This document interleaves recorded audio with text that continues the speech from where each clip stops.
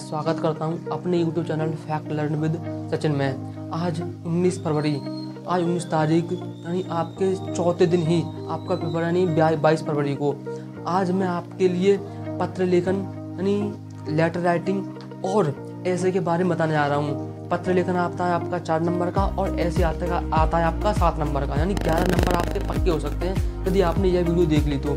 जिसमें पत्र लेखन में आपके लिए बताऊंगा कि आपको कैसे लिखना है पत्र को, क्योंकि पत्र में क्या होता है सबसे महत्वपूर्ण बात यह होती है कि आप पत्र को किस प्रकार से लिख पा रहे हैं, यानी आपका जो तरीका है वो आपका तरीका बढ़िया है या नहीं है। क्योंकि लिखने के तरीके के ही आपके 2 नंबर मिलते हैं और उसके बाद जो बीच में लिखते हैं बीच वाले के होते हैं 2 नंबर। तो देखते हैं कि हमारा लिखने का तरीका क्या होता है और हमें कैसे लिखना है। मैं प्रिंसिपल या महोदय या कोई अध्यक्ष उन्हें कैसे लिखना है देखते हैं। पत्र लेखन में यानी सेवा में सबसे पहले यहाँ से लिखना होगा सेवा में श्री। यहाँ से जिसकी बात कर रहे हैं उस जिसे लिख रहे हैं उसके लिए संबोधित कर रहे हैं। सेवा में श्री यानी प्रधानाचार्य या कोई अध्यक्ष है तो उन्हें अध्यक्ष की बात करोगे अध्यक्ष। उसके बाद यहाँ से लिखोगे अपने विद्यालय का नाम, जिस स्कूल में भेज रहे हैं उस स्कूल का नाम, विद्यालय का नाम मेंशन कर दोगे। विद्यालय का नाम मेंशन करने के बाद आपको नीचे लिखना है जिस जिले के हैं आप, जिले का नाम। उसके बाद ब्रैकेट में डालना लखनऊ, ब्रैकेट में डालना है आपको लखनऊ डालने के बाद आपको नीचे आना है, आपको लिखना है विषय को आपको 3 या 4 शब्दों में ही मेंशन करना होगा।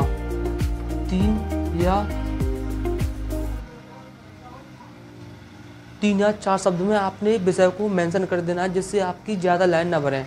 उसके बाद आपको यहाँ से लिखना है श्रीमान, सम्मानित करते हुए श्रीमान या महोदय, कॉमा लगा के यहाँ से लिखना प्रारंभ करेंगे आप यहाँ तक गए। उसके बाद पूरा लेके आएंगे, फिर यहाँ तक जाएंगे, उसके बाद फिर गए यहाँ तक खत्म। उसके बाद नीचे लेके आएंगे आप धन्यवाद या सधन्यवाद, धन्यवाद या सधन्यवाद। और सधन्यवाद लिखने के बाद आपको नीचे लिखना है दिनांक का लिखने का भी तरीका अपना होता है, यानी दिनांक लिखने आप कैसे, जैसे मैं आज लिख रहा हूँ 22 तारीख को, तो मैं कैसे लिखूंगा 22 फरवरी 2024, 22 फरवरी 2024। उसके बाद इधर लिखना है अपने विषय बारे में, आपका आज्ञाकारी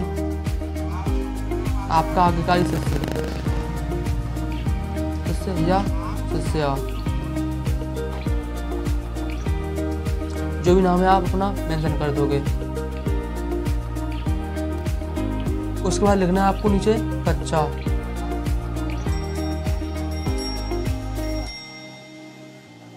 उसके बाद नीचे आपको अपना डाल देना रोल नंबर, जो भी है आपका रोल नंबर। यानी यह है सबसे अच्छा तरीका हिंदी राइटिंग लिखने का। इसके लिए जो आपको सबसे पहले प्रधानाचार्य जो जिसके लिए आप भेज रहे हैं उसके लिए लिखेंगे। उसके बाद यहाँ पर जिसके विषय में दिया गया है उसे लिखेंगे पूरा। उसके बाद नीचे क्या आता है धन्यवाद या सधन्यवाद लिखने के बाद आपको यहाँ लिखनी है दिनांक में जिस तारीख आप जिस दिन लिख रहे हैं उस दिन की डालनी है। उसके बाद इधर आते हैं आपका शिष्य, आप लड़का हो तो शिष्य और लड़की हो तो शिष्या। उसके बाद अपना नाम लिख देना है जो भी नाम है आपका। उसके बाद आप कक्षा डालेंगे कि आप कौन सी क्लास में पढ़ रहे हैं। उसके बाद आता है आपका रोल नंबर। पत्र लेखन के बाद आता है आपका निबंध आपका आता है 7 नंबर का, जिसमें मैं आपके लिए 3 बता रहा हूँ जो आपके लिए बेहद इम्पोर्टेंट है। सबसे पहला आपको क्या याद करना है, प्रदूषण की समस्या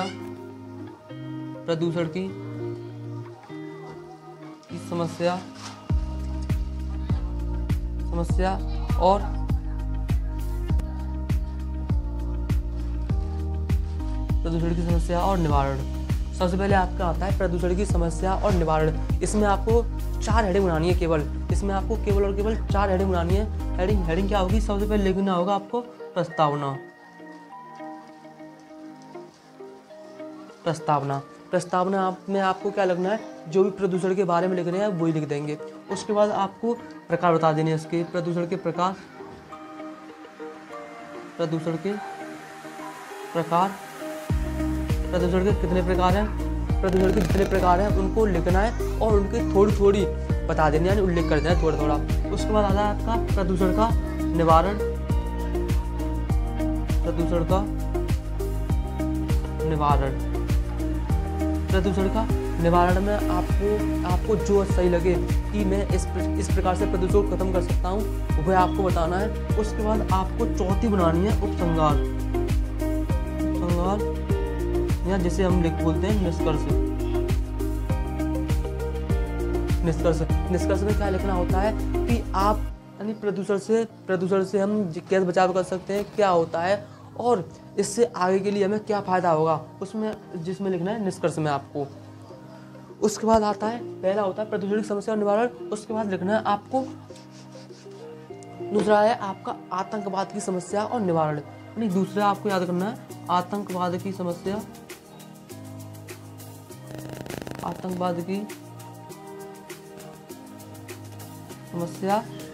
और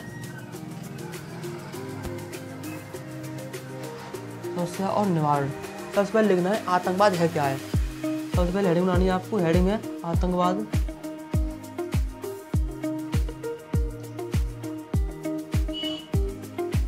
आतंकवाद क्या है, और आतंकवाद की आपको एक हेडिंग और बनानी है। उसके बाद आपको आतंकवाद का निवारण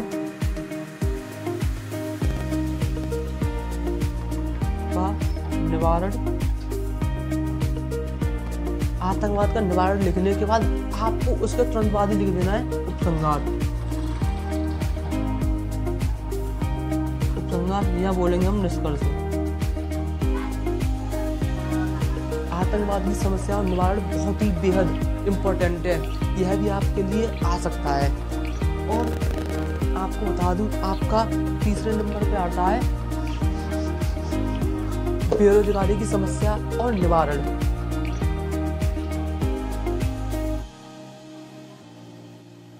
बेरोजगारी की समस्या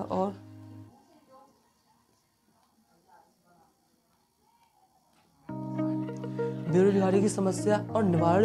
इसमें आपको क्या लिखना है?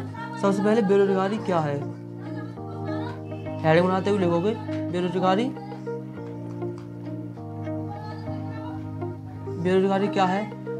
क्या है। उसके बाद लिखोगे आप बेरोजगारी के कारण,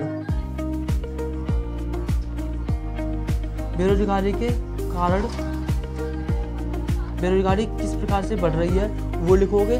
बेरोजगारी क्या है, उसके बाद लिखोगे बेरोजगारी के कारण, यानी बेरोजगारी किस प्रकार से बढ़ रही है। उसके बाद लिखोगे आप बेरोजगारी के निवारण, यानी आपके हिसाब से बेरोजगारी को कैसे खत्म किया जा सकता है।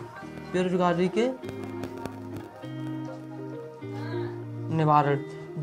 के निवारण लिखने के बाद ही आपको लिखना है उपसंहार, या बोलोगे निष्कर्ष।